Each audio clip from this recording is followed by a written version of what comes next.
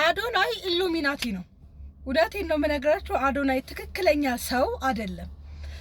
ከሌላ ፕላኔት የመጣ ወይ ደግሞ ኤሊያንስ ሊሆን ይችላል ብዬ ገምታለሁ። ላስረዳችሁ። እንደዚህ አይነት ልብ ኢትዮጵያ ውስጥ እውነት ለመናገር የለም።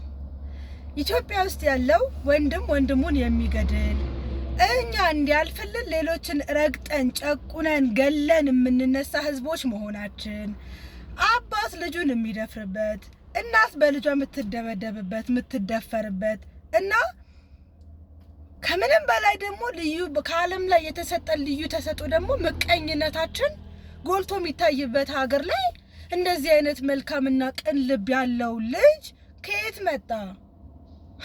ከየት መጣ እንዴ?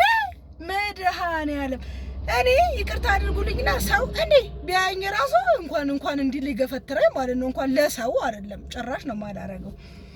ምን አይነት ልብን ያለ ካንተ ማሻአላ ወላሂ አላህ አይቀይርብክ። እኔ ግን ማለት ነው እኔ አንድ ነገር ልንገርክ፣ በጣም በጊዜ ከቻልክ ከዚህ ማህበረሰብ ውጣና ወደ መጣበት ሀገር ሂድ እባክህ። ምክንያቱም አንተ የምትፈልገው እኛን መቀየር፣ እኛ እንድንዋደድ ምናምን አንድ ማድረግ ነው አላማክ። አንተን እንዳንቀይረህና ወደኛ እንዳናመጣህ ደግሞ እየሰጋው ነው። የምሬን ነው እኮ ወንድም በመሬት ምክንያት ወይ በገንዘብ ምክንያት ወንድሙን ሲገድል የምትሰሙበት ሀገር ላይ በቃ ማለት አባት የልጁን ሀቅ በልቶ ፍርድ ቤት ለፍርድ ቤት የሚዞርበት ሀገር ላይ እኔ ማባረፍ እንዴት ነው ይሄ ነገር? ሁለተኛ ነገር ደግሞ በጣም ያስተዋልኩት ደግሞ እዛ ቦታ ላይ እኛም ስርዓት የለንም። እንደ ከብት የምንነዳ ህዝቦች ነን ማለት በቃ በቅጡ ሰው ለመቀበል የወጣ ሰው እኮ እንዴ ምን ያጋፋዋል? ከሱ ጋር ፎቶ ለመነሳት ምን አጋፋኝ? እኔ ክርስቶስ ነው እንደ የመጣው እንዴ? በቃ በሩቁ አዩት ሰለም ባላዩት እንዴ እስክትጠናገሩ ድረስ ወይ ተቃጣሉ ያቃጥላችሁ። እንደዚህ ማለት በጠረባ እስክትጣሉ ድረስ ለምንድነው ክብራችሁ የምትጥሉት? ከሱ ጋር ፎቶ ተነሳችሁ አልተነሳችሁ ምንድነው የሚጎልባችሁ? የምሬ ነው። ለምንድነው የሆነ ነገር በመጣ ቁጥር ግር ምንለው እንዴ? በስርዓት እንደሰው ለምንድነው ማንሆነው? አንዳንዴ እንስሳ የምንሆንበት ፓርቲ ይበልጣልና ለምንድነው እንደ አዶናይ ለመልካም ነገር ልጁን ለመደገፍ እኮ ብትሯሯጡ ምናምን ብትገፈተሩ እኮ ማለት ችግር የለብንም። እንዴ ማን ነው እሱ?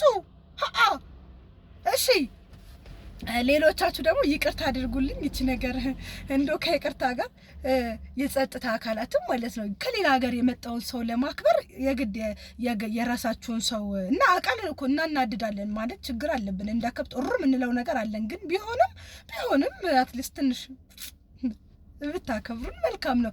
አንስታችሁ ባታፈርጧቸው መልካም ነው። እኔ እንኳን እንደዚህ አይነት ቦታ ብትገሉኝ አልገኝም። ግን እንዲያንስተው እስከሚያፈርጧችሁ ድረስ ከብት አትሁኑ።